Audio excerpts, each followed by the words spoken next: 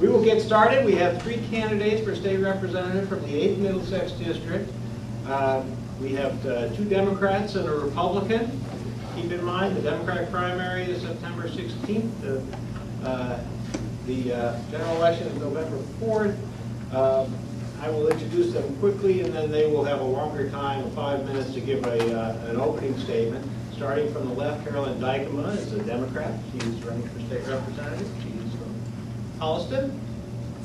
In the center, Dan Haley, a Republican, also from Holliston. Am I right, Dan? That's right. And on the right, Ed Mills. Ed Mills is from Hopkinton, and he is a Democrat. So we look forward to a good discussion here. There are cards on the table in front of you. Please pass them around if people don't have them. We'd love to have you submit questions. Either send them down to the end of the table or hold them up, and we'll try to come and pick them up because we want to make sure your issues get addressed here. We will start with opening statements, and we will go left to right, beginning with Carolyn Dykema. And you have 5 minutes to introduce yourself. Good. Well, good to be here, and thanks to the MetroWest Chamber of Commerce for putting this together. My name is Carolyn Dykema, and I'm running for the 8th Middlesex seat. And economic development is emerging as a very important issue in this race. We have, all the candidates. I think I've been talking to a lot of voters in the district. And one of the things I'm hearing, we're hearing a lot of consistent themes, I'm sure. One of the themes that's really coming out is the clear need to make economic development and a business-friendly environment a priority for us, both here in MetroWest as well as in the state as a whole. Recognition, obviously, that the challenges that we face with property taxes, with providing good jobs, and as well as taking advantage of some of the opportunities that we have out there, which I think are significant in terms of highly skilled labor force and emerging opportunities in renewable energy and in biotechnology. The challenge is, how are we going to take advantage of this opportunity and welcome these new businesses, as well as preserving the businesses that are here? And I think, clearly the voters in the district are saying the same thing. So the challenge becomes, what do we need to do, and how do we need to do it? My background has given me, I think, a pretty good understanding of some of the basic issues that we need to address. My background, I've been on the planning board for a number of years in Holliston. Also had an opportunity to work on wastewater treatment issues in town at a local level. Planning board, we addressed issues such as traffic, environmental concerns, and permitting issues. I think predictable permitting is emerging as something that we need to tackle as a state to ensure that new companies that are looking to come here understand the permitting process and make it as clear as we can. Clearly this is one of my priorities, is to work closely with businesses. I think if we're to make progress in this area, we need to come at it from a joint standpoint. A lot of the issues that we're facing are regional in nature and have to be addressed regionally. Issues like public transportation, like transportation infrastructure planning overall. And I will make it a priority, if elected, to work closely with other representatives in the MetroWest area to provide a real bridge between local officials who are making a lot of these on-the-ground decisions and the state to facilitate that process as much as possible, and really to reach out and maintain a dialogue with business groups like the MetroWest Chamber to identify which areas specifically we need to make progress in, to talk about ideas and specific solutions and strategies for addressing them. And that's one of the reasons that I feel it's important to be a full-time legislator at the State House on behalf of our district. I think there's certainly a lot to be done. No easy challenges, but we have progress that we can make, and I'm able to take that on. I appreciate your support. Thank you. Dan Haley. Thank you, Rick, and also thank you to the MetroWest Chamber for hosting this event. Thank you, Rick, for moderating. My name is Dan Haley. I am from Holliston. I grew up in Holliston, attended the public schools. I live in Holliston now with my wife.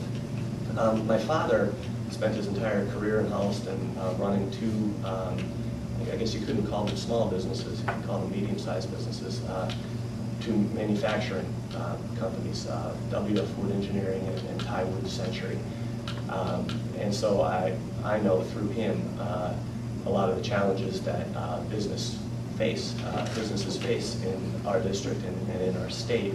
Also, I've had significant experience at the state level. I was Governor Romney's deputy legal counsel, and then I was his assistant chief of staff and Kerry Healy's chief of staff. And as many of you I'm sure know, Lieutenant Governor Healy was the administration's municipal liaison. And so I spent most of my day, every day, dealing with the concerns of cities, towns, and the businesses and business organizations that deal with all of the issues that they deal with in trying to bring economic development to the state. You know, very few people, I won't even say very few people, nobody runs for office in this state, certainly not this year, without talking about economic development, and that's been true for a number of cycles now. Everyone talks about economic development, everyone acknowledges the problem with property taxes and commits to doing something about it. But in the State House, if we look at what's happened recently, at the end of this section, the Associated Industries of Massachusetts, a nonpartisan business advocacy group that I'm sure you're all familiar with, issued a press release calling this last legislative session the least business-friendly session in recent memory.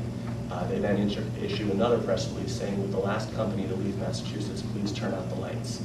All the business-friendly rhetoric that comes out of candidates' mouths, and frankly, even elected officials' mouths when they're at a podium, means nothing when what the legislature does is enact broad-based tax increases on business in order to make up some of the massive hole that their spending has blown in the budget.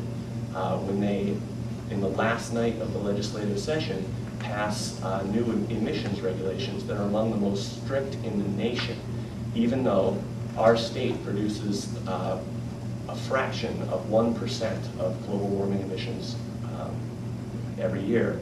We have among now the most stringent emissions rules in the country, even though we have the highest energy prices for business in the country prior to those regulations. And you know, you can have a debate about those regulations. The problem is we didn't. They literally passed them somewhere around 11 p.m. on the last night of the session. I'm running on a fairly simple platform. I am a Republican, but my message is not partisan, it's not ideological. To me, it's common sense.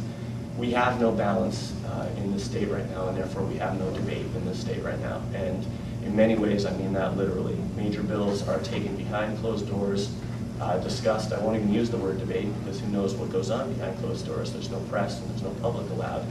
But taken behind closed doors, they come back onto the floor and they vote on consolidated bills, and nobody knows what they're voting on. And that's what a supermajority can do. And I don't think it matters whether that supermajority is Republican or Democrat. I honestly believe that. Total power concentrated in one side or the other leads to inefficient, arrogant, unaccountable, detached government. And we're seeing that. We're seeing the results of that. This year, just earlier last month, it was released in the State House News that the latest survey of business confidence in the state is at its lowest point since 2007, down 20% from just a year ago. And that is a very tangible result of the most business-unfriendly session in recent memory. When businesses don't have confidence in our economy, when businesses don't have confidence that we have a stable tax situation, when businesses see that the legislature is continually piling more costs, more fees, more taxes on their backs in trying to balance the budget, they won't come here, and they won't stay here, and I know you know that. It's the single biggest consideration is cost of doing business, and right now we're moving in the wrong direction. So I'm running a common sense platform, fiscal conservatism, open and accountable government.